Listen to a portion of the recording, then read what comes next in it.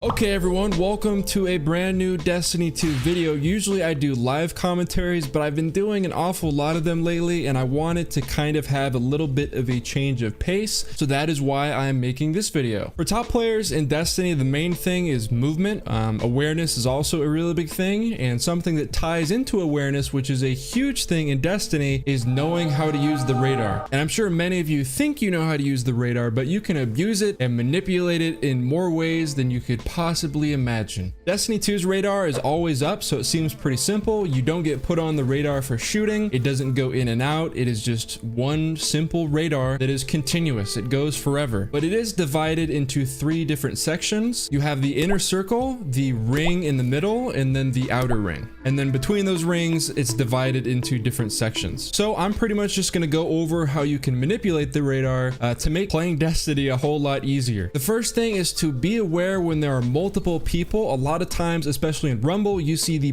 person that is closest to you often in the middle ring. There'll still kind of be people showing up on the outer ring, but you don't think they're important, so you just fight the guy that you see on the inner ring, because for the most part, especially in Rumble, people are just running towards whatever's on their radar. So you end up running into that first guy, you fight him, you kill him, but you weren't expecting it, and another guy comes from behind and kills you. So every single time, if you see someone who's right in front of you on the middle ring, but you see someone up and to the left on the outer ring or whatever, take a mental note of that, and then as soon as you kill that first guy, immediately crouch and look in the direction that you last saw the other person, the one that you didn't engage with, on the radar. Because a lot of times what will happen, and I'm showing examples, I'm going to show examples for everything on the screen, every single little thing that I'm going over, but a lot of times you'll kill that person, you crouch, the other person is going to think that you guys traded, or oh, you know, he just doesn't assume people's there because no one's on his radar. He's going to continue running in a straight line, and if you're sniping, you can either pre-aim it and blow his head off, or you can just pre-aim it with like a spare rations or a last word or whatever and just get the upper hand in a primary gunfight. At the same time, it's easy to use this same thing to catch people who are sleeping off spawn. You know, they just died to a 48-year-old arthritic balding old man who's using you know, an Arantil or like a one-eyed mask. They're really just having a tough day, so they just sprint towards the center of the map. What you can do is, as long as you learn where the spawn points are, if you slide right before you get within radar range of you showing up on the outer ring, that person is going to not see you at all, because when you're sliding, you're being taken off of the radar completely. So you can pretty much just slide and be checking spawns with your sniper or your primary or whatever, and they're not going to have any clue that you're looking at them. And I know a lot of these things are sniper tips, but it can be applied with a primary. It's just the payoff is a lot greater when you can kill someone in one shot when you catch them off guard. Another thing that really benefits snipers is baiting shotgunners. So there's a few different ways you can bait them. The first one is going from the outer ring to the middle ring. A lot of times they're going to see on their radar that you went from the outer ring to the middle ring, and they'll combine that with them hearing you running towards them. And then if you stop and immediately backpedal, a lot of times you can get them to slide around their around the corner with their shotgun out, and you're like 20 meters away. They shoot a shotgun shot, it does like 8 damage, and then you just end up killing them. Another thing you can do, which is kind of risky, and honestly I wouldn't do it because you're probably just gonna get a mind bender shoved down your asshole, is going from the middle ring to the inner circle.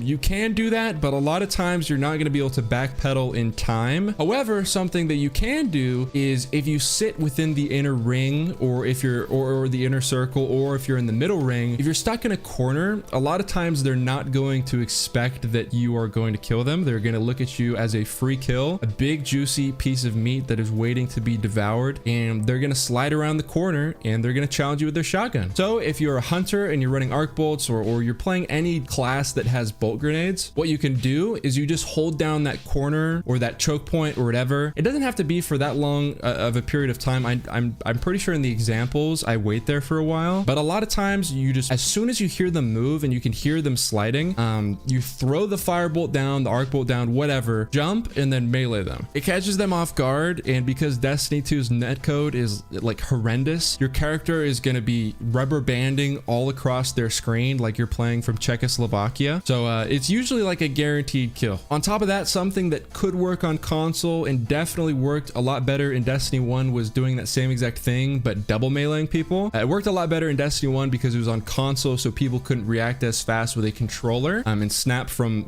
one spot to another spot. You also had Sunsinger that gave you flame shield when you meleeed people. So as long as you got that first melee in, a lot of times you were completely good to go. The other person has just flames tearing across their screen. You have an overshield. It's like a guaranteed kill at that point. You also had increased melee attack speed perks or mods, or I think it came on gloves. The point is it was a lot easier, and that's like pretty much it. The main thing is, the main like very basic tip that applies at all times, especially in Rumble, is try to slide around as much as possible. Obviously you don't want to spend every waking moment of your life sliding, but if you're sliding very often, not just every 2 seconds, but often enough, that will help out a lot as well. And something that I do every single time when I get a kill in Rumble is, you'll see, at least when I'm like trying and really paying attention, most times if I get a kill, I will immediately crouch or immediately slide right after.